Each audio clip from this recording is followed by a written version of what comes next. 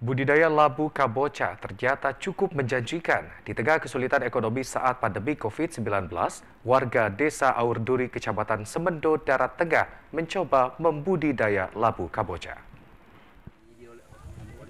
Labu kabocha atau sering disebut dengan labu Golden Mama ternyata cukup menjanjikan. Dengan masa tanam hanya 3 bulan sudah mampu menghasilkan dan membantu perekonomian warga. Warga menjual labu ini sebesar Rp20.000 per kilogramnya.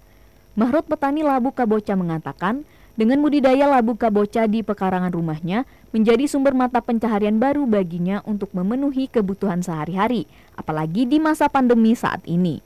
Tanaman labu kabocha ini dan produksinya ini yang kami telah alami, yaitu per batang itu antara 5 sampai 8 kilo per batang.